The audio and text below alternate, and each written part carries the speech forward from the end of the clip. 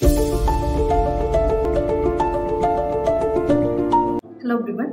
In this video we are going to focus on a scheme under Ministry of Panchayat Raj. Right? So வந்து இதில் நம்ம பார்க்குறது வந்து Ministry of Panchayat Raj கீழே இருக்கக்கூடிய one of the scheme.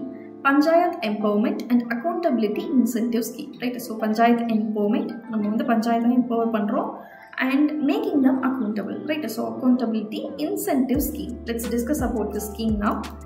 So, this launch period it is 2005 to 2006. இதில் என்ன பண்றோம் அப்படின்னா like வந்து states இருக்காங்க இல்லையா, they are giving some incentives to the panchayat. எதற்காக அப்படின்னா for funds, functions and functionaries. Right? So இதுக்காக என்ன பண்றாங்க அப்படின்னா they are incentivizing the panchayats.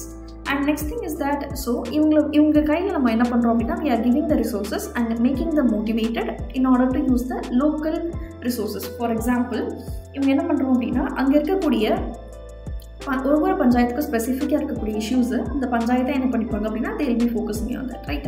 And also இதன் வழியாக என்ன பண்ணுறோம் அப்படின்னா பஞ்சாயத்தை வந்து it is making themselves accountable. அவங்க பண்ணக்கூடிய காரியங்களுக்கு அவங்க அக்கௌண்டபிள் ஆகிறோம். அதே மாதிரி அவங்களுடைய ஃபங்க்ஷன் இருக்கு இல்லையா, அந்த பஞ்சாயத்துடைய ஃபங்க்ஷன் வந்து it is quite transparent and efficient. வெளிப்படையாகவும் ரொம்ப எஃபிஷியண்ட்டாகவும் அவங்க ஃபங்க்ஷன் ஆகிறதுக்கு இது வந்து ஹெல்ப் பண்ணுது, right? So incentivisation of states வந்து என்ன பண்ணுறாங்க அப்படின்னா they are giving funds, functions and functionaries to the panchayats, right? And also இந்த ஸ்கீமுடைய நேச்சர் என்னன்னு பார்க்கும்போது it is a central sector plan, which means like it is 100% centrally funded. So வந்து இதுக்கு full ஃபண்டுமே வந்து நமக்கு சென்ட்ரல் கவர்மெண்ட் வந்து கொடுத்துட்றாங்க.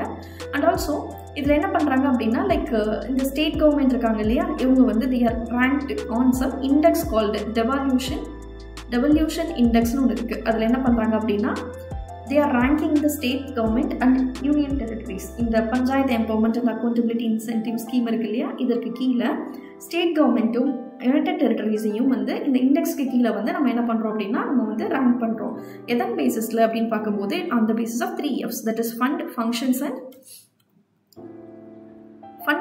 and functionaries. அது பேசிஸில் நம்ம என்ன பண்ணுறோம் அப்படின்னா we are ranking it, right? So இந்த DI இருக்கு இல்லையா, இந்த டெவல்யூஷன் இண்டெக்ஸ், இது வந்து it is done by an independent organization, right? So இந்த 2011 ரைட் 2011 2012